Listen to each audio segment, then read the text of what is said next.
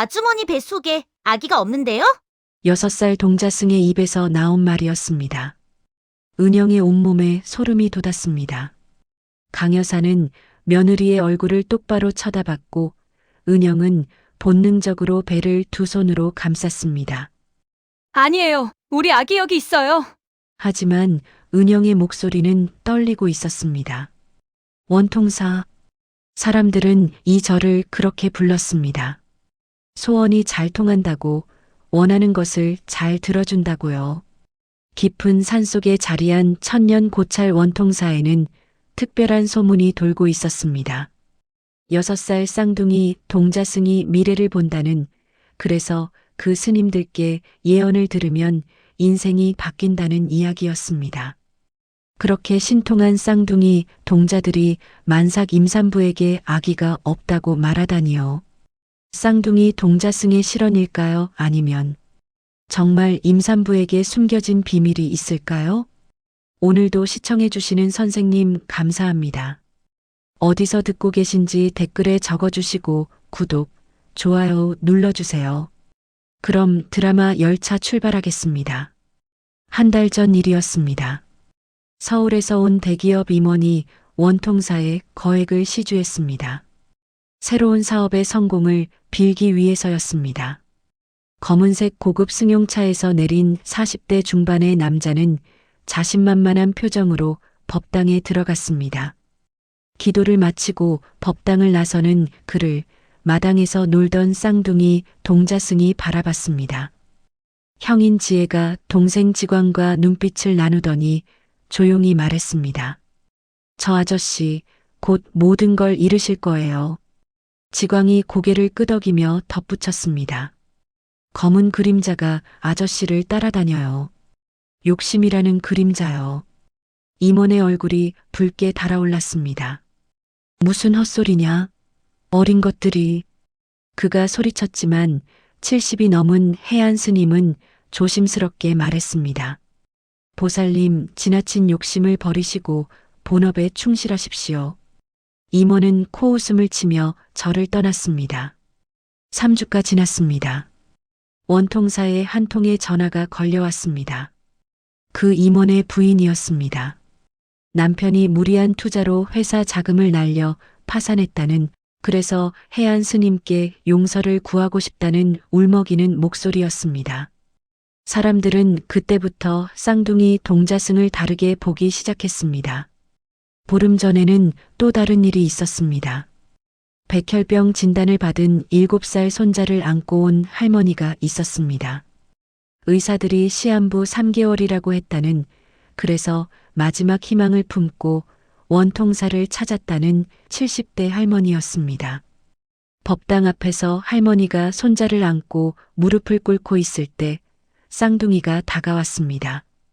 지혜와 지광은 창백한 얼굴의 아이를 한참 바라보더니 동시에 미소를 지었습니다. 할머니, 이 아이 낳을 거예요. 지혜가 말했습니다. 정말입니까? 스님? 할머니가 울먹였습니다. 지광이 아이의 이마에 손을 가만히 대며 설명했습니다. 아이 몸속에 빛이 보여요. 작지만 점점 커지고 있어요. 생명의 빛이요. 3개월만 잘 견디세요. 나을 거예요. 지혜가 확신에 찬 목소리로 말했습니다. 봄이 오면 아이도 좋아질 거예요. 할머니는 그날부터 매일 원통사에 와서 기도했습니다. 그리고 정말로 3개월 후 아이의 백혈구 수치가 정상으로 돌아왔다는 감사 편지가 절에 도착했습니다. 이런 이야기들이 입에서 입으로 전해지면서 원통사는 더 유명해졌습니다. 지혜 스님은 미래를 보고 지광 스님은 마음을 본다더라. 쌍둥이 스님께 예언을 들으면 인생이 바뀐다더라. 멀리 제주도에서, 부산에서, 심지어 LA에서까지 사람들이 원통사를 찾아왔습니다. 그렇게 해서 강 여사도 며느리 은영을 데리고 원통사를 찾게 되었습니다. 고급 세단이 구불구불한 산길을 올라갔습니다. 은영아, 천천히 걸어. 돌부리 조심하고. 강 여사가 차에서 내리는 며느리의 손을 잡으며 말했습니다. 괜찮아요, 어머님. 은영은 남산만큼 불러있는 배를 쓰다듬으며 대답했습니다. 임신 9개월. 며칠 후면 출산 예정일이었습니다. 강 여사의 얼굴에는 기쁨이 가득했습니다. 3대 독자 아들을 둔 그녀는 평생 손주를 고대해 왔습니다. 아들 내외가 결혼한 지 벌써 5년 그토록 기다리던 임신 소식을 들었을 때의 감격을 강 여사는 아직도 잊을 수 없었습니다. 드디어 우리 집안의 대가 이어지는구나. 원통사 마당에는 쌍둥이 동자승이 놀고 있었습니다. 지혜는 돌멩이를 주워 땅바닥에 연꽃을 그리고 있었고 지광은 나뭇가지로 불상 모양을 만들고 있었습니다. 회색 승복에 까까머리 똑같이 생긴 두 아이가 새 손님을 향해 고개를 들었습니다. 해안 스님이 법당에서 나와 두 사람을 맞이했습니다. 어서 오십시오. 보살님께서 이렇게 배가 부르신데 먼 길 오시느라 고생 많으셨습니다. 스님, 드디어 우리 가문의 대가 이어집니다. 강 여사는 준비해 온 두툼한 봉투를 내밀었습니다. 아이가 순산하게 꼭 기도 좀 부탁드립니다. 부처님께서 반드시 보호하실 것입니다. 들어가시지요. 해안 스님이 두 사람을 법당으로 안내했습니다. 쌍둥이가 슬금슬금 뒤를 따라왔습니다. 법당 문틈으로 고개를 빼꼼 내밀고 안을 들여다봤습니다. 법당 안에는 금빛 불상이 자비로운 미소를 띠고 있었고 촛불이 은은하게 타오르고 있었습니다. 향 냄새가 법당 가득 퍼졌습니다. 강 여사와 은영이 무릎을 꿇고 앉았습니다. 은영아, 절 올려. 우리 손주가 건강하게 나오게. 어머님, 제가 배가 무거워서요. 은영의 목소리가 조심스러웠습니다. 그래, 그럼 앉아서 합장만 해. 무리하면 안 되지. 부처님도 다 살펴주실 거야. 강 여사는 며느리를 배려하며 혼자 절을 올렸습니다. 이마를 바닥에 댈 때마다 간절한 소망이 묻어났습니다. 부처님, 제발 건강한 손주를 출산하게 주십시오. 그때였습니다. 법당 문이 벌컥 열렸습니다. 쌍둥이가 작은 발걸음으로 안으로 들어왔습니다. 지혜가 은영의 불룩한 배를 뚫어져라 쳐다봤습니다. 한참을 바라보더니 동생 지광과 눈빛을 나눴습니다. 두 아이의 표정이 묘하게 변했습니다.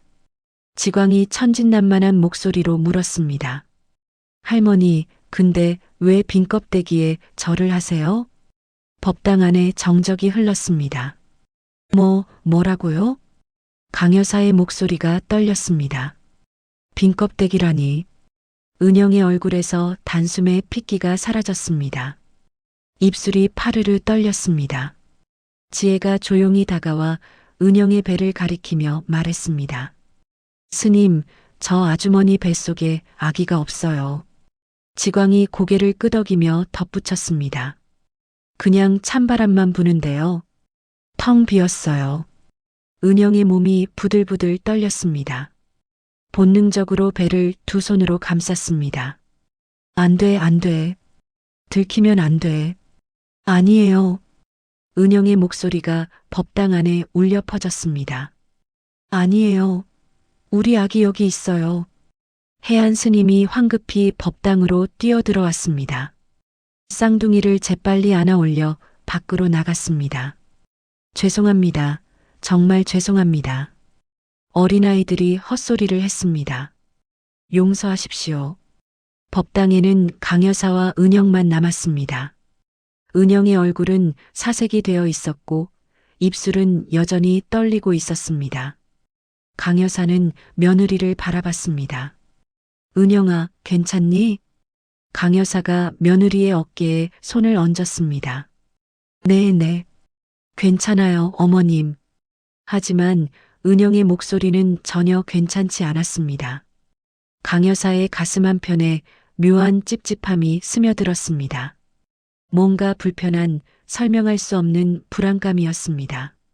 설마, 아니야. 그럴 리 없어. 우리 내려가자. 오늘은 여기까지만 하고. 네, 어머님. 두 사람은 서둘러 법당을 나왔습니다. 차로 돌아가는 길 내내 은영은 고개를 숙인 채 배를 꼭 감싸며 걸었습니다. 손은 여전히 떨리고 있었습니다. 어떡하지? 쌍둥이 스님들이 봤어. 분명히 봤다고. 강 여사는 며느리의 뒷모습을 바라보며 생각했습니다.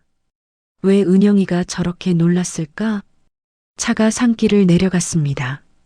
창밖으로 저녁 햇살이 비쳤지만 차 안의 분위기는 묘하게 무거웠습니다. 그날 밤 강 여사는 잠을 이룰 수 없었습니다. 침대에 누워 천장만 바라보다가 어렴풋이 잠이 들었습니다. 그리고 꿈을 꾸었습니다. 어둑한 방 한가운데 텅 빈 요람이 놓여 있었습니다. 쌍둥이 지혜와 지광이 그 요람을 천천히 흔들고 있었습니다. 엎지롱 엎지롱, 처음부터 없었지롱. 요람 안에는 정말 아무것도 없었습니다. 텅 비어 있었습니다. 쌍둥이가 고개를 돌려 강 여사를 바라봤습니다. 할머니, 찾으면 안 돼요. 지혜가 말했습니다. 없으니까요. 지광이 덧붙였습니다. 쌍둥이의 눈에서 검은 눈물이 주르르 흘러내렸습니다. 으악! 강 여사는 비명을 지르며 잠에서 깼습니다. 온몸이 식은땀으로 젖어 있었습니다. 강 여사는 다음날 아침 악몽의 여운을 떨칠 수 없었습니다. 식탁에 앉아 커피를 마시면서도 자꾸만 그 장면이 떠올랐습니다. 텅 빈 요람, 쌍둥이의 검은 눈물, 그리고 그 섬뜩한 노랫소리. 엎지롱 엎지롱, 처음부터 없었지롱. 어머님 괜찮으세요? 은영이 물었어요. 응? 아, 괜찮아. 그냥 잠을 잘 못 잤어. 강 여사는 며느리를 바라봤습니다. 은영은 여전히 배를 쓰다듬으며 태교 음악을 듣고 있었어요. 겉으로 보기엔 평범한 임산부였습니다. 하지만 뭔가 이상했습니다. 며칠 동안 강 여사는 며느리를 유심히 관찰했습니다. 임신 9개월이면 배가 무거워서 걸음걸이가 느려야 하는데 은영의 걸음은 너무 가벼웠습니다. 오히려 평소보다 더 부산하게 움직이는 것 같았어요. 아기 방을 정리한다며 2층을 오르내릴 때도 은영은 계단을 성큼성큼 올라갔습니다. 임신 9개월인 사람 맞나? 저렇게 가벼울 수가 있나? 강 여사의 마음속에서 의심이 점점 커져갔습니다. 그리고 불현듯 떠오르는 기억들이 있었습니다. 은영이 산부인과 검진 받을 때마다 혼자 진료실에 들어가려 했던 것, 초음파 사진을 보여달라고 하면 흐릿한 사진 한 장만 보여주던 것, 아기 성별을 물어도 아직 잘 안 보인대요라고만 대답했던 것. 그때는 며느리가 부끄러워하는 줄로만 알았는데 닷새가 지났습니다. 강 여사는 더 이상 참을 수가 없었습니다. 의심이 확신으로 바뀌어가는 것을 느꼈어요. 은영아, 나 오늘 친구 만나러 나갈게. 네, 어머님. 조심히 다녀오세요. 강 여사는 며느리 몰래, 남편 몰래 차를 몰고 다시 원통사로 향했습니다. 산길을 올라가는 내내 가슴이 두근거렸습니다. 이러면 안 되는 건 알아. 하지만 확인하지 않고는 못 베기겠어. 원통사 마당에 도착했을 때 쌍둥이 동자승이 놀고 있었습니다. 지혜는 돌멩이로 땅바닥에 무언가를 그리고 있었고 지광은 구슬을 굴리며 놀고 있었어요. 지혜 스님, 지광 스님. 강 여사가 조심스럽게 다가가며 불렀습니다. 쌍둥이가 고개를 들어 강 여사를 봤어요. 아, 할머니. 또 왔어요? 지광이 말했습니다. 네, 할머니가 스님들한테 물어볼 게 있어서 왔어요. 강 여사는 주머니에서 사탕 한 봉지를 꺼냈습니다. 와, 사탕이에요. 지광의 눈이 반짝였어요. 여기 드세요. 그런데 스님들, 저번에 왜 그런 말씀을 하셨어요? 강 여사가 무릎을 꿇고 쌍둥이와 눈높이를 맞췄습니다. 정말 아기가 안 보였어요? 지광이 사탕을 까먹으며 무심하게 대답했습니다. 응. 아기는 없는데 다른 게 들어있던데요. 강 여사는 숨이 멎는 것 같았습니다. 다른 게요? 지혜가 조용히 말했어요. 뱀이요. 검은 뱀이 뱃속을 칭칭 감고 있었어요. 크고 무서운 뱀이요. 지광이 두 손을 벌려 크기를 표현했습니다. 강 여사의 온몸에 소름이 돋았습니다. 뱀이라니. 그게 무슨 뜻이에요? 거짓말이요. 지혜가 설명했어요. 거짓말이라는 뱀이 아주머니를 감고 있어요. 그때 지혜가 땅바닥에 그림을 그리기 시작했습니다.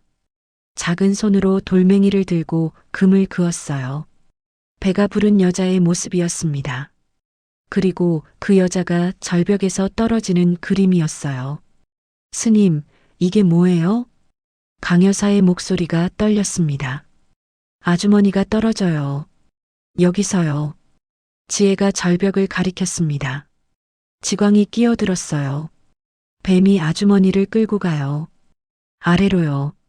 할머니, 빨리 가서 아주머니 지켜주세요. 지혜의 목소리가 진지했습니다. 뱀이 점점 커지고 있어요. 지광이 두 손을 더 크게 벌렸어요. 강 여사는 온몸에 힘이 빠지는 것을 느꼈습니다. 그때 해안 스님이 법당에서 나왔습니다. 보살님, 또 오셨습니까? 스님, 죄송합니다. 제가 스님들한테 물어볼 게 있어서요. 스님들이 또 무슨 말씀을 하셨습니까? 해안 스님의 표정이 심각해졌어요. 강 여사는 해안 스님을 따라 법당 옆 마루로 갔습니다. 스님, 우리 며느리 정말 괜찮겠습니까? 스님들이 이상한 말씀을 자꾸 하시는데요. 보살님, 해안 스님이 강 여사를 조용히 바라봤습니다. 지혜와 지광이는 특별한 아이들입니다. 보통 사람들이 보지 못하는 것을 봅니다. 그게 무슨 말씀이십니까? 아이들은 사람의 겉모습이 아니라 마음을 봅니다. 진실을 봅니다. 해안 스님이 차분하게 설명했어요. 지혜는 보고 지광은 느낍니다. 쌍둥이라 서로 통하는 것이지요. 그럼 정말로 우리 며느리 뱃속에 아기가 없다는 말씀이십니까? 강 여사의 목소리가 떨렸습니다. 해안 스님은 한참 침묵하다가 말했어요. 제가 판단할 일은 아닙니다만 아이들은 거짓말을 하지 않습니다. 그럼 어떻게 해야 합니까? 보살님께서 직접 확인해 보시는 것이 좋겠습니다. 어떻게 확인을 합니까? 며느리한테 배를 보여달라고 할 수도 없고요. 나무간세음 보살. 해안 스님이 걱정스런 얼굴로 합장을 했습니다. 강 여사는 절을 하고 서둘러 차로 돌아왔습니다. 차를 몰고 산길을 내려가는 동안 강 여사의 머릿속은 복잡했습니다. 설마 정말로. 아니야, 그럴 리 없어. 은영이가 왜 그런 거짓말을. 하지만 쌍둥이의 말이 계속 머릿속을 맴돌았어요. 검은 뱀. 거짓말이라는 뱀. 절벽에서 떨어지는 여자. 집에 도착했을 때는 저녁 무렵이었습니다. 어머님, 어디 다녀오셨어요? 은영이 물었어요. 응, 잠깐 볼 일이 있어서. 강 여사는 며느리를 바라봤습니다. 은영의 배는 여전히 불룩했습니다. 하지만 이제 그 배가 진짜인지 의심스러웠어요. 저녁을 먹고 은영이 방으로 들어갔습니다. 강 여사는 거실에 혼자 앉아 고민했습니다. 병원에 전화를 해야 하나. 하지만 그러다가 만약 아무 문제가 없다면 어떡하지? 며느리한테 들키면 어떡하고. 하지만 확인하지 않으면 이 불안을 견딜 수 없을 것 같았습니다. 강 여사는 은영의 핸드폰에서 본 적이 있는 산부인과 이름을 떠올렸어요. 인터넷으로 전화번호를 검색했습니다. 손가락이 떨렸습니다. 결심한 강 여사는 전화기를 들었습니다. 신호음이 울렸습니다. 네, 연세 산부인과입니다. 강 여사의 손은 떨리고 있었어요. 저기요, 혹시 한은영 환자 검진 기록 좀 확인할 수 있을까요? 시어머니인데요. 환자분 생년월일 말씀해 주시겠어요? 강 여사는 며느리의 생년월일을 말했습니다. 잠시 후 상대방의 목소리가 들렸어요. 아, 한은영 환자분이요? 6개월 전에 유산하셔서 수술 받으셨는데요. 그 뒤로는 내원 안 하셨습니다. 전화기가 손에서 미끄러져 바닥으로 떨어졌습니다. 유산. 6개월 전. 강 여사는 그 자리에 굳어버렸어요. 세상이 무너지는 것 같았습니다. 6개월 전에 유산을 했다면 지금 은영이가 안고 다니는 저 남산만 한 배는 도대체 무엇이란 말인가? 바닥에 떨어진 전화기를 멍하니 바라봤습니다. 귀에서 윙 소리가 났어요. 거짓말이었어. 전부 거짓말이었어. 손이 떨렸습니다. 가슴이 두근거렸어요. 화가 났습니다. 아니, 화보다는 배신감이었습니다. 어떻게 이럴 수가. 어떻게 시어머니한테, 가족한테 이런 거짓말을. 그때 은영의 방문이 열렸습니다. 물을 마시러 나온 은영이 거실에 강 여사를 봤어요. 어머님, 괜찮으세요? 안색이 안 좋으신데요. 은영이 다가왔습니다. 그녀의 배가 강 여사의 눈앞에 있었어요. 그 불룩한 배, 거짓말로 만든 배. 강 여사는 천천히 일어났습니다. 그리고 며느리를 똑바로 바라봤어요. 은영아. 네, 어머님. 강 여사의 목소리가 떨렸습니다. 산부인과에 전화했어. 순간 은영의 얼굴에서 핏기가 쑥 빠졌습니다. 그녀가 든 컵이 바닥에 떨어져 와장창 깨졌어요. 어머님. 6개월 전에 유산했다며. 그게 사실이니? 은영은 말을 잇지 못했습니다. 입술만 바들바들 떨렸어요. 대답해봐. 사실이니? 강 여사의 목소리가 커졌습니다. 뱃속에 든 게 뭐니? 목화니? 아니면 수건 뭉치니? 아니에요, 어머님. 은영이 소리쳤어요. 본능적으로 배를 두 손으로 감쌌습니다. 우리 아기 여기 있어요. 여기 있다고요. 아기가 어디 있어? 병원에서 6개월 전에 유산했다고 했어. 강 여사의 목소리가 거실에 울려 퍼졌어요. 거짓말이에요. 병원이 잘못 말한 거예요. 은영의 목소리가 떨렸습니다. 눈빛이 이상했어요. 초점이 없었습니다. 아기가 여기 있어요. 제 뱃속에 살아있어요. 어머님이 잘못 들으신 거예요. 은영아, 정신 차려. 강 여사가 며느리의 어깨를 잡았습니다. 거짓말하지 말고 진실을 말해. 진실이에요. 은영이 뒤로 물러섰어요. 우리 아기 정말 있어요. 어머님이 우리 아기 빼앗으려고 하는 거예요. 은영의 눈에 광기가 서려 있었습니다. 은영아. 싫어요. 가까이 오지 마세요. 강 여사가 다가가려 하자 은영이 소리쳤어요. 제 아기 건드리지 마세요. 무슨 아기가 있어? 뱃속에 아무것도 없잖아. 있어요. 여기 있다고요. 은영이 배를 두드리며 울부짖었습니다. 어머님이 6개월 전에도 그랬잖아요. 은영의 목소리가 울먹였어요. 제가 힘들다고 했는데 대를 이어야 한다고만 하셨어요. 손주를 꼭 봐야 한다고요. 그래서 아기가 떠나버렸어요. 강 여사는 숨이 멎는 것 같았습니다. 근데 다시 돌아왔어요. 은영의 목소리는 확신에 차 있었어요. 여기 제 뱃속에 다시 돌아왔다고요. 어머님은 모르시는 거예요. 제가 매일 느껴요.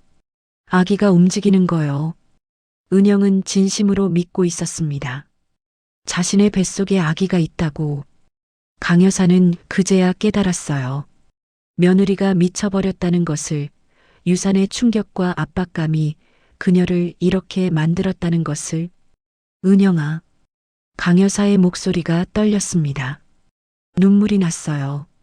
미안해. 내가 미안해. 뭐가 미안해요? 은영이 울먹였습니다. 어머님은 손주만 원하셨잖아요. 저는 안 중요했잖아요. 그냥 애 낳는 기계잖아요. 그런 게 아니야. 맞아요. 은영이 흐느꼈어요. 어머님이 말씀하셨어요. 3대 독자인데 대를 끊을 수 없다고. 손주를 꼭 봐야 한다고요. 그래서 제가 지킨 거예요. 우리 가족, 우리 집안. 제가 다 지킨 거라고요. 은영아, 제발 옷 좀 들춰보자. 강 여사가 며느리에게 손을 뻗었어요. 내가 확인만 하면. 순간 은영이 강 여사를 확 밀쳤습니다. 만지지 마세요. 우리 아기 놀라요. 강 여사가 비틀거리며 소파에 걸터 앉았어요. 은영은 배를 감싼 채 현관문으로 달려갔습니다. 은영아, 어디가? 하지만 은영은 문을 벌컥 열고 밖으로 뛰쳐나갔어요. 강 여사가 뒤따라 나갔지만 며느리는 이미 저 멀리 골목길로 사라지고 있었습니다. 은영아. 강 여사는 그 자리에 주저앉았습니다. 무릎에 힘이 풀렸어요. 이웃집 사람들이 무슨 일이냐고 물어왔지만 강 여사는 대답할 수가 없었습니다. 그저 손을 내저으며 집 안으로 들어갔어요. 하늘이 어두워지기 시작했습니다. 은영은 돌아오지 않았습니다. 전화를 걸어도 받지 않았어요. 강 여사는 떨리는 손으로 아들에게 전화를 걸었습니다. 엄마, 무슨 일이야? 은영이가 집을 나갔어. 뭐? 왜? 강 여사는 울먹이며 상황을 설명했습니다. 6개월 전 유산 이야기, 거짓 임신 이야기, 모든 것을요. 뭐라고? 민수의 목소리가 떨렸어요. 그게 무슨 소리야? 은영이가 유산했다고? 6개월 전에? 그래. 병원에서 확인했어. 근데 은영이는 자기 뱃속에 아기가 있다고 믿고 있어. 민수는 말을 잇지 못했습니다. 충격이 너무 컸어요. 지금 어디 있어? 모르겠어. 집을 나갔는데 연락이 안 돼. 내가 지금 갈게. 엄마, 조금만 기다려. 민수는 곧바로 회사를 나와 집으로 왔습니다. 밤이 깊어갔지만 은영은 나타나지 않았어요. 두 사람은 불안한 마음으로 기다렸습니다. 자정이 넘어서야 민수가 은영의 차량 내비게이션 기록을 확인하면서 그녀의 위치를 짐작할 수 있었습니다. 엄마, 은영이가 원통사로 갔어. 그절로. 원통사. 강 여사는 쌍둥이를 떠올렸습니다. 처음 진실을 말했던 그 아이들을요. 은영은 틀림없이 쌍둥이를 찾아간 것이었습니다. 당장 가야 해. 지금 당장. 강 여사와 민수는 황급히 차에 올라탔고 밖에는 빗방울이 떨어지기 시작했어요. 어두운 밤길을 달리는 동안 강 여사의 가슴은 불안으로 가득 찼고 쌍둥이가 그린 그림이 자꾸 떠올랐습니다. 절벽에서 떨어지는 여자의 모습이요. 제발, 제발 무사해라. 산길은 험했고 비가 점점 세차게 내리면서 와이퍼가 미친 듯이 움직였지만 앞이 잘 보이지 않았습니다. 조심해서 가라. 천천히. 알았어, 엄마. 민수의 손에도 땀이 배어 있었어요. 그도 불안했습니다. 아내가 무사할까, 무슨 일이라도 벌어지는 건 아닐까 하는 두려움이 엄습했어요. 원통사에 도착했을 때는 폭우가 쏟아지고 있었고 절마당에는 은영의 차가 보였지만 차 안에는 아무도 없었습니다. 강 여사는 우산도 쓰지 않고 차에서 내렸어요. 빗물이 온몸을 적셨지만 신경 쓸 겨를이 없었습니다. 은영아, 은영아. 빗속에서 강 여사의 목소리가 울려 퍼졌고 해안 스님이 법당에서 나왔어요. 누구십니까? 스님, 우리 며느리 못 보셨어요? 배부른 여자요? 아, 그 보살님. 조금 전에 보았습니다만 저쪽으로 가시던데요. 저쪽이라는 말에 강 여사의 심장이 철렁 내려앉았습니다. 스님이 가리키는 저쪽은 절벽 쪽이었거든요. 쌍둥이 스님들이 그린 그림이 또다시 떠올랐어요. 절벽에서 떨어지는 여자. 안 돼. 강 여사는 절벽으로 달려갔고 민수와 해안 스님도 뒤따랐습니다. 어둠 속에서 손전등 빛만이 길을 비추는 가운데 강 여사는 계속 소리쳤어요. 은영아, 어디 있니? 목소리가 빗소리에 묻혔지만 계속 불렀고 그들은 마침내 절벽 끝에 위태롭게 서 있는 은영을 봤습니다. 빗속에서 그녀는 배를 감싼 채 절벽 아래를 내려다보고 있었고 한 발짝만 더 나가면 떨어질 거리였어요. 까마득한 아래로요. 은영아. 강 여사가 소리쳤고 은영이 천천히 고개를 돌렸습니다. 그녀의 얼굴에는 눈물과 빗물이 뒤섞여 흘러내리고 있었어요. 어머님, 오지 마세요. 민수 씨도 오지 마. 은영아, 거기서 내려와.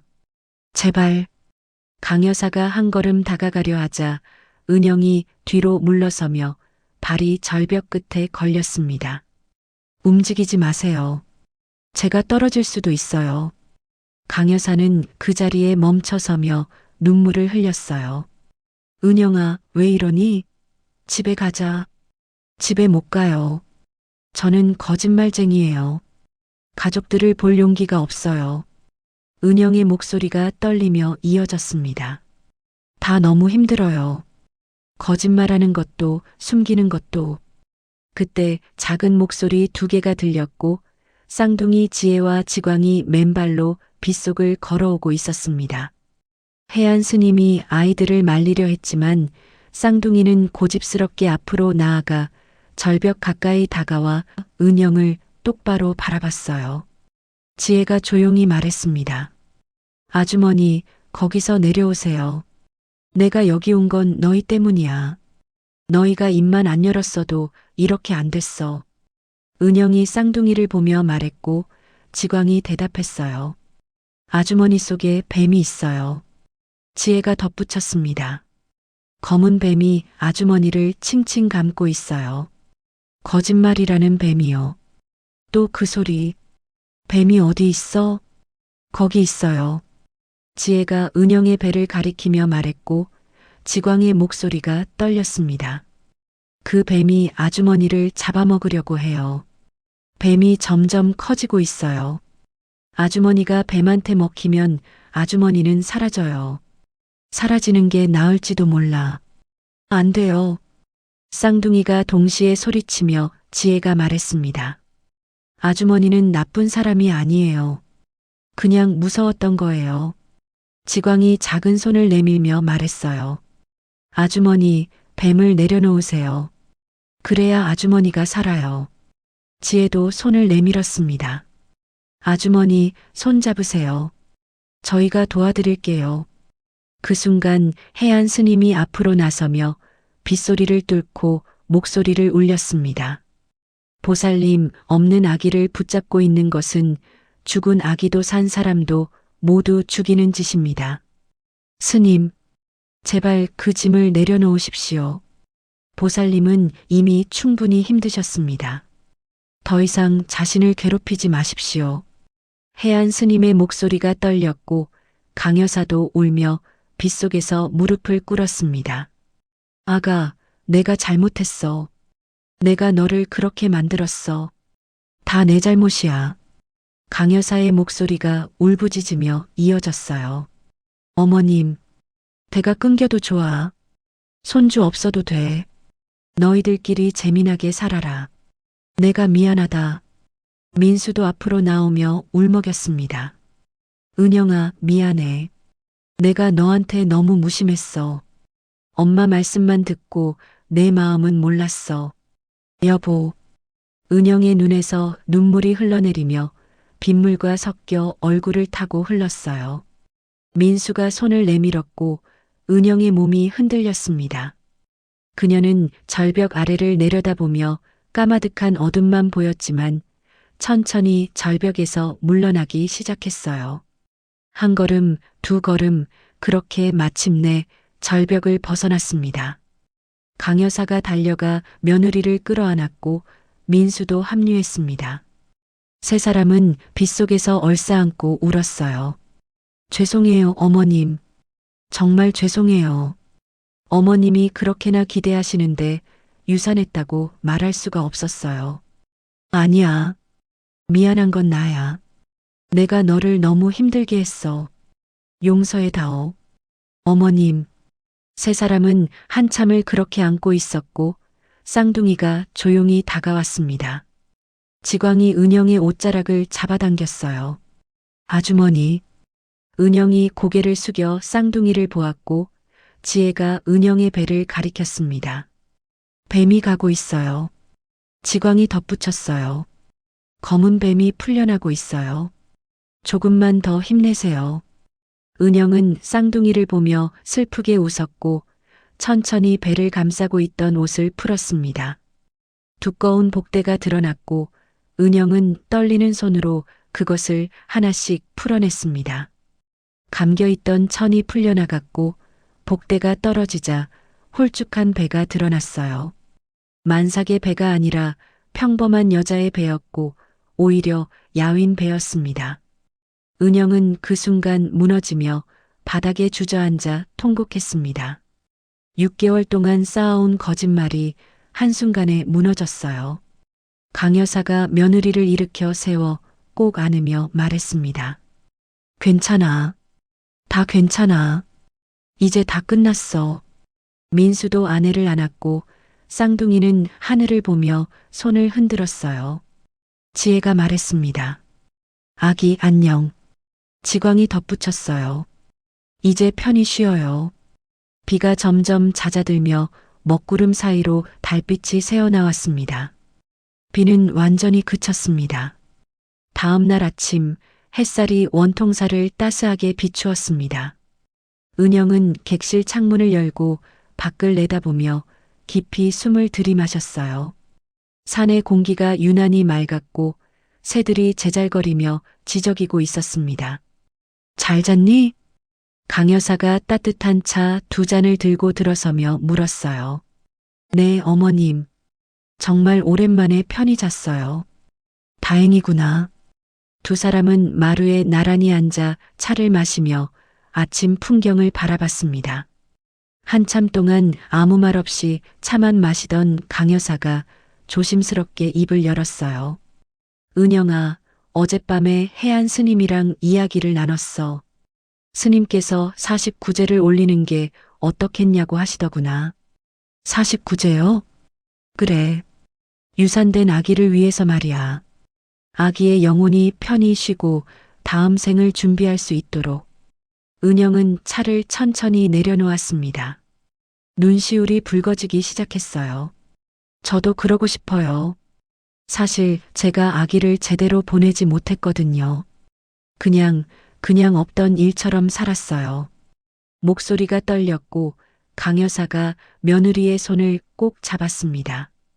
이제라도 제대로 인사하고 싶어요. 그래야 마음이 편할 것 같아요. 그래. 그러자. 우리 함께 하자. 고맙습니다, 어머님. 그날부터 은영은 원통사에 머물며 49제를 준비하기 시작했습니다. 강 여사도 곁을 지켰고 민수는 회사 일을 마치고 저녁마다 절에 들렀어요. 해안 스님이 49제 절차를 설명하셨습니다. 망자의 영혼은 49일 동안 이승과 저승 사이를 떠돈다고 합니다. 그 기간 동안 우리가 기도를 올리면 아기가 좋은 곳으로 갈 수 있지요. 스님, 우리 아기 괜찮을까요? 은영이 불안한 마음에 물었어요. 보살님이 이제라도 진심으로 마음을 쏟으시니 아기도 분명 편안할 것입니다. 해안 스님의 온화한 대답에 은영은 조금 안심할 수 있었어요. 은영은 매일 아침 해가 뜨면 법당으로 들어가 기도를 올렸습니다. 강 여사도 옆에서 함께 두 손을 모았어요. 처음 며칠은 눈물이 멈추지 않았습니다. 슬픔과 미안함이 북받쳐 올라 가슴을 짓눌렀어요. 미안해, 우리 아기. 엄마가 너를 제대로 보내주지 못해서. 은영은 두 손을 모으고 눈물을 흘리며 기도했습니다. 이제라도 편히 쉬렴. 아프지 말고 외롭지 말고. 기도를 하면 할수록 마음이 조금씩 가라앉는 걸 느낄 수 있었어요. 슬픔이 완전히 사라지는 건 아니었지만 서서히 받아들일 수 있게 되었습니다. 쌍둥이는 자주 은영 곁으로 찾아왔습니다. 지혜는 은영 옆에 앉아 땅바닥에 연꽃을 그렸고 지광은 나뭇가지로 조그만 탑을 쌓으며 놀았어요. 말은 많이 하지 않았지만 아이들의 고요한 존재만으로도 은영은 큰 위안을 받았습니다. 스님들, 우리 아기 어디 있어요? 볼 수 있어요? 어느 날 은영이 조심스럽게 물었어요. 쌍둥이는 잠시 허공을 바라보더니 지혜가 법당 구석을 가만히 가리켰습니다. 봐요. 여기요. 지광이 부드럽게 설명했어요. 아기가 여기 있어요. 아주머니를 보고 있는데 걱정하고 있어요. 은영의 눈에서 눈물이 주르르 흘렀습니다. 우리 아기. 지혜가 살며시 말했어요. 아주머니, 울지 마세요. 아기가 슬퍼해요. 지광이 고개를 끄덕이며 덧붙였습니다. 아주머니가 직접 말씀해 보세요. 아기가 다 들을 수 있거든요. 은영은 법당 구석을 향해 두 손을 모으고 천천히 말하기 시작했어요. 우리 아기 엄마야. 미안해. 그동안 너를 제대로 보내주지 못해서 정말 미안해. 목소리가 떨렸지만 계속 이어갔습니다. 엄마가 너무 무서워서 그랬어. 너를 보내는 게 진짜 없다는 걸 인정하는 게 너무 무서웠거든. 근데 이제 알겠어. 내가 편히 쉬려면 엄마가 먼저 너를 보내줘야 한다는 걸. 눈물을 닦으며 말을 이었어요. 잘 가, 우리 아기. 아프지 말고 좋은 곳에서 편히 쉬렴. 그리고 언젠가 다시 만나자. 쌍둥이가 다시 허공을 바라보더니 지혜가 잔잔하게 미소를 지었습니다. 아기가 웃어요. 지광이 조용히 덧붙였어요. 이제 괜찮대요. 은영은 깊이 숨을 내쉬며 안도의 한숨을 쉬었습니다. 정성스런 49제의 마지막 날이었습니다. 은영은 연꽃 앞으로 다가가 깊이 절을 올렸어요. 마지막 작별 인사였습니다. 잘 가, 우리 아기. 엄마는 여기서 열심히 잘 살게. 너도 좋은 곳에서 편히 쉬렴. 고개를 들어 일어서는데 쌍둥이가 은영에게 다가왔습니다. 지혜가 조용히 말했어요. 아주머니, 아기가 갔어요. 갔어요? 지광이 고개를 끄덕이며 하늘을 가리켰습니다. 응, 하늘나라로요. 이제 편히 쉴 수 있대요. 지혜가 환하게 웃으며 덧붙였어요. 아기가 아주머니한테 고맙대요. 그리고 미안하대요. 엄마 힘들게 해서요. 은영은 천천히 하늘을 올려다봤습니다. 구름 한 점 없는 맑고 푸른 하늘이 펼쳐져 있었어요. 지혜가 잠시 망설이다 조용히 말했습니다. 그리고요. 나중에 아주머니가 준비되면 그때 다시 온대요. 다시 온다고요? 지광이 환하게 미소 지으며 대답했어요. 응, 나중에요. 은영은 하늘을 향해 천천히 손을 흔들었습니다. 잘 가, 우리 아기. 사랑해. 49제가 끝나고 며칠 후 은영은 집으로 돌아왔습니다. 강여사도 함께였어요. 익숙한 집에 들어서는데 묘하게 낯설었습니다. 며칠 전까지만 해도 거짓말로 가득했던 이 집이 이제는 완전히 다른 공간처럼 느껴졌어요. 은영아, 힘들면 천천히 해도 돼. 강여사가 며느리의 어깨에 손을 얹으며 말했습니다. 아니에요. 괜찮아요.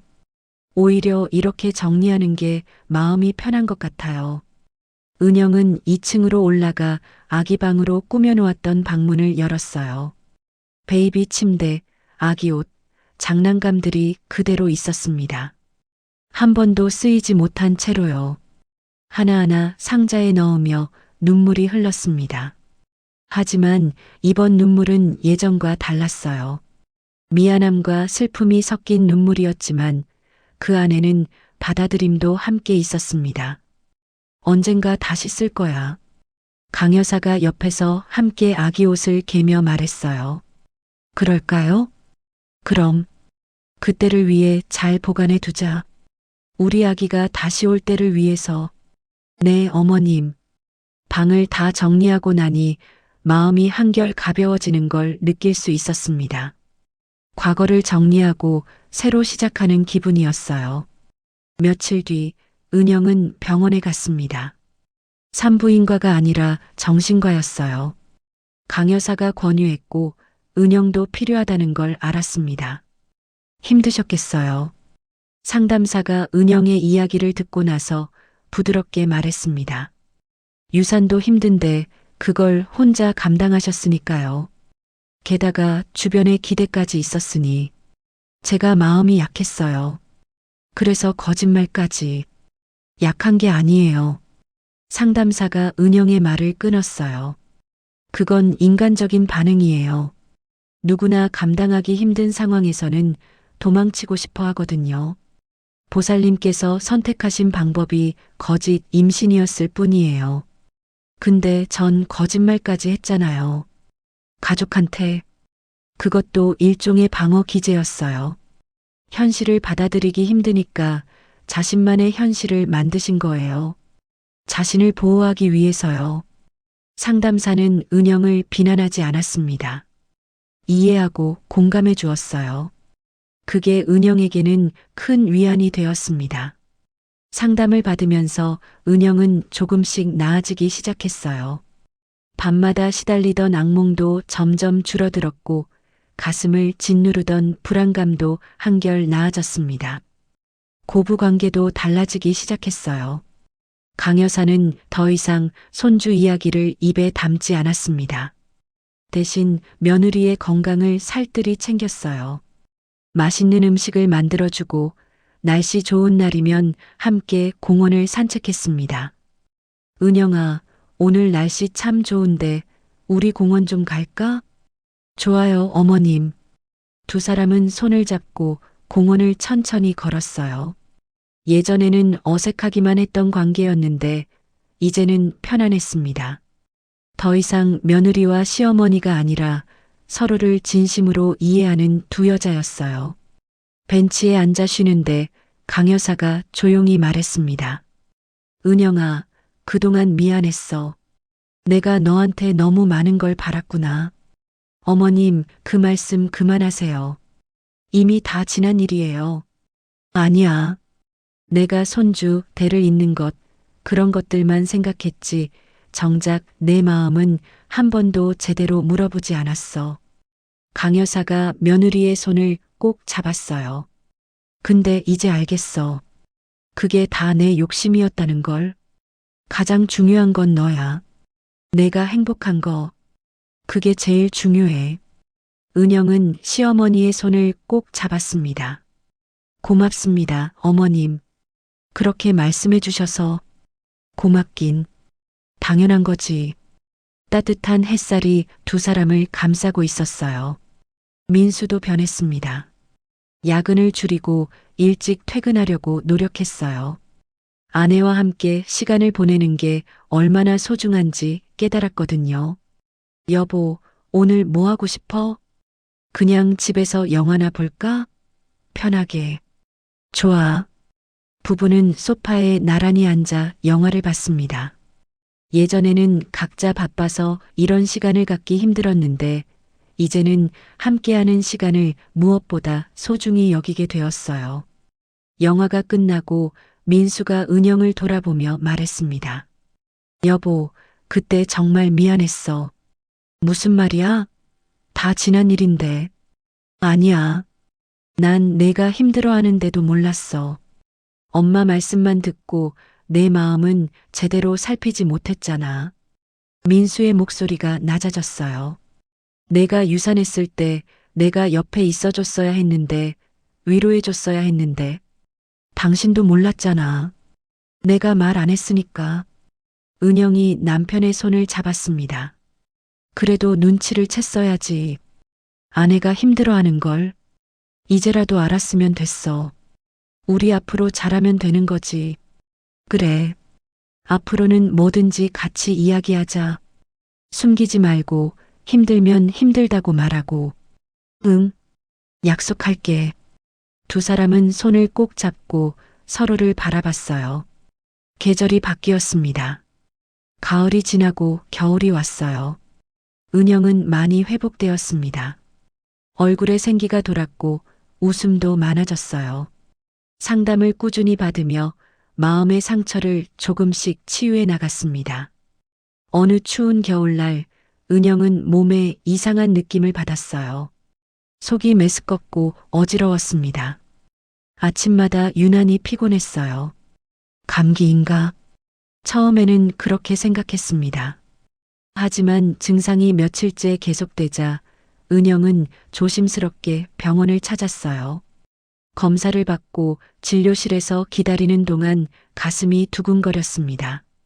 설마 하는 마음과 혹시나 하는 기대가 뒤섞여 있었어요. 의사가 미소를 지으며 말했습니다. 축하드립니다. 임신하셨어요. 그 순간 세상이 멈춘 것 같았습니다. 정말요? 은영의 목소리가 떨렸어요. 네.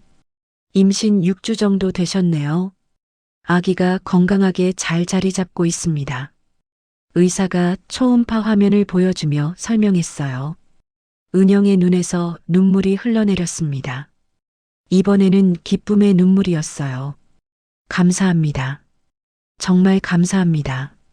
진료실을 나와 대기실에 앉아 있던 강 여사에게 천천히 다가갔습니다.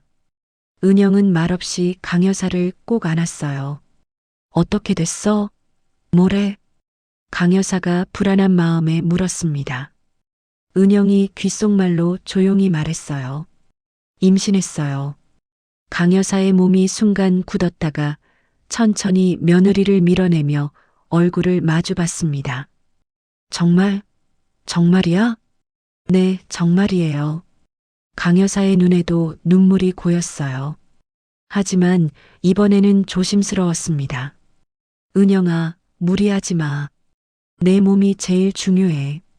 알았지? 네, 어머님. 내가 건강해야 해. 알아요. 이번에는 조심할게요. 두 사람은 병원 복도에서 얼싸안고 조용히 울었습니다. 하지만 예전처럼 과하지 않았어요. 조심스럽게 그러나 진심으로 기뻐했습니다. 은영의 임신 생활을 행복했습니다. 시어머니 강 여사와 남편의 살뜰한 보살핌으로 어느새 은영은 만삭이 되었어요. 어느 새벽 은영이 진통을 느꼈습니다. 여보, 아기가 나오려나 봐. 진짜? 병원 가자. 빨리. 황급히 준비하고 병원으로 향했어요. 강 여사에게도 연락했고 분만실에서 진통이 점점 심해졌습니다. 아, 힘내세요. 조금만 더. 간호사가 격려했고 밖에서는 민수와 강 여사가 불안한 마음으로 기다렸습니다. 엄마, 괜찮을까? 괜찮을 거야. 은영이는 강한 아이야. 그리고 마침내 아기의 울음소리가 들렸어요. 왕, 축하드립니다. 건강한 산의 아이입니다. 강 여사는 그 자리에 주저앉아 울었고 민수도 눈물을 흘렸습니다. 기쁨의 눈물이었어요. 감사합니다. 정말 감사합니다. 병실로 옮겨진 은영이 아기를 안고 있었습니다. 강 여사는 손자를 조심스럽게 안았어요. 예쁘다. 정말 예쁘구나. 강 여사의 눈에서 눈물이 흘렀지만 이 눈물은 집착의 눈물이 아니라 감사의 눈물이었습니다. 고생했다. 우리 은영이. 정말 고생 많았어. 며칠 후 아기를 데리고 퇴원하는 길에 은영이 말했어요. 원통사에 들렀다 가도 될까요? 그럴까? 그럼 잠시라도 쌍둥이 스님들께 인사드리고 가자. 차는 원통사로 향했고 첫눈이 내리기 시작했습니다. 하얀 눈송이가 차창에 부딪혔다가 녹아내렸어요. 원통사에 도착하자 쌍둥이가 마당에서 눈을 막고 있었습니다. 스님들, 아기 나왔어요. 은영이 아기를 안고 차에서 내렸고 쌍둥이가 달려왔어요. 아주머니, 아기 나왔어요? 네. 스님들, 아기가 나왔어요. 쌍둥이는 아기를 들여다봤습니다. 한참을 보더니 지혜가 환하게 웃었어요. 아, 정말 저번 남자 아기가 돌아왔네요. 지광이 신이 나서 말했습니다. 아기는 쌍둥이를 보며 작은 눈을 깜빡였고 그리고 방긋 웃는 것 같았어요. 어머, 아기가 웃네요. 강 여사가 놀라며 말했고 지혜가 대답했습니다. 웃는 거 맞아요. 아기가 저희를 알아봤어요. 해안 스님이 다가와 말했어요. 축하드립니다. 참 좋은 인연이 이어졌습니다. 법당에 들어가 아기를 부처님께 보여드리고 인사를 드렸습니다. 밖으로 나오니 눈이 더 많이 내렸어요. 쌍둥이가 아기의 볼을 살짝 만지며 말했습니다. 아기야, 잘 자라. 나중에 같이 놀자. 스님들, 나중에 우리 아기 크면 또 데리고 올게요. 꼭 와야 해요. 차에 타서 원통사를 떠나는데 백미러로 쌍둥이가 손을 흔드는 모습이 보였어요. 차 안은 따뜻했고 아기는 강 여사의 품에서 잠들어 있었습니다. 은영은 남편의 손을 잡으며 행복을 느꼈어요. 창밖으로 눈이 펑펑 내렸고 과거의 상처도 거짓말도 아픔도 모두 하얀 눈 아래 묻히는 것 같았습니다. 이제 새로운 시작이었어요. 우리 아기 행복하게 자렴. 엄마가 꼭 지켜줄게. 원통사 법당에서는 해안 스님이 독경을 하고 있었고 쌍둥이는 눈사람을 만들며 중얼거렸습니다. 남자 아기가 다시 왔어요. 이번에는 정말로요. 이번에는 안 떠나요. 계속 아주머니랑 같이 있어요. 쌍둥이 동자 승는 두 손을 모으고 기도했어요. 부처님, 아주머니 가족 행복하게 해주세요. 남자 아기도 건강하게 자라게 해주세요. 눈이 계속 내렸습니다. 새하얀 눈이 새로운 시작을 축복하듯이요. 오늘 이야기 어떠셨나요? 쌍둥이 동자승의 신통함이 은영의 가족의 행복을 찾게 해주었어요. 쌍둥이 동자승에게 하고 싶은 말을 댓글로 적어주세요. 구독과 좋아요도 눌러주세요. 끝까지 들어주셔서 감사합니다.